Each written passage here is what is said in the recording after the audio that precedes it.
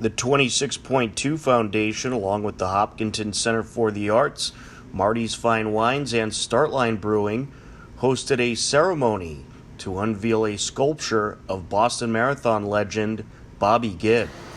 I first learned of Bobbi's story leading up to the days of my first Boston Marathon in 2016, as the Boston Athletic Association celebrated the 50th year anniversary of Bobbi's historic run.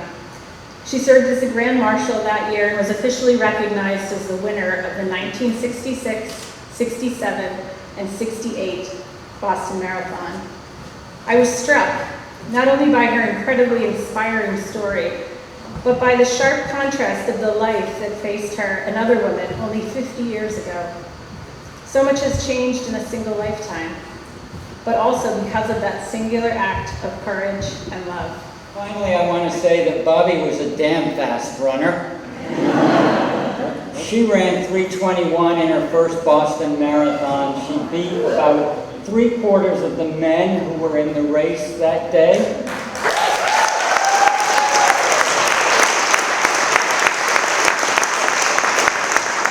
She didn't do it because she was trying to beat men or to make a statement about how fast she could run. She did it because she was trying to make a statement about freedom and being liberated from societal change that held you back, and what happens when people are given the opportunity to express themselves fully, as she has done in so many ways.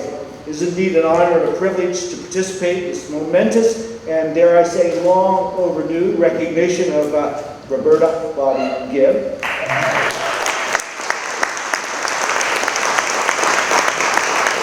And we're recognizing her not only for the bravery that she demonstrated when she bounded out of the bushes here in Hopkinton on that fateful Patriots' Day 55 years ago to become the first woman ever to run the Boston Marathon in its then 70-year existence.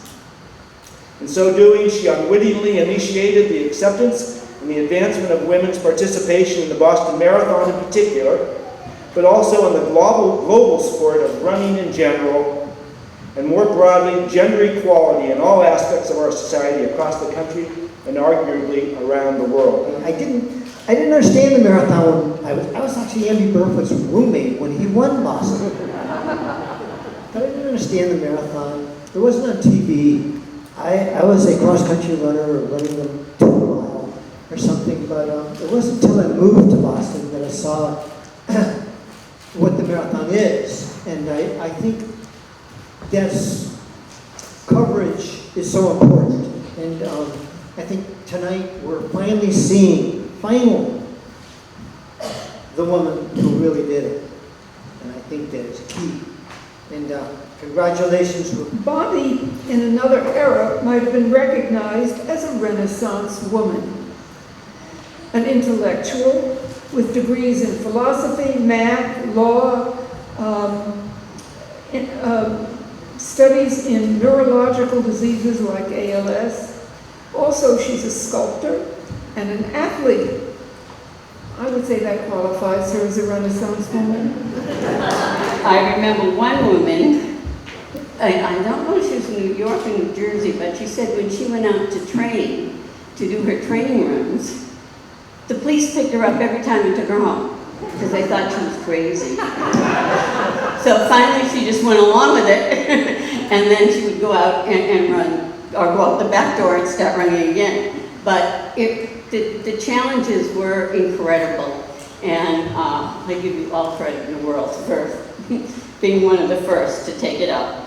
Bobbi is so unique and such a piece of our history at the Boston Athletic Association that if you were to come to the building in Boston, where our offices are, there is a massive mural on the wall, floor to ceiling, and from here to the yet-to-be unveiled sculpture over there, that shows this kid with the blonde hair running to the finish line for the first time.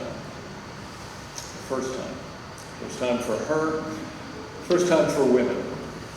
The word unique fits. People use it a lot. So-and-so is unique, such and such is unique, but really if you look at what the word means, it means that it's something or somebody that is just plain unlike any other. That all humans made joined in.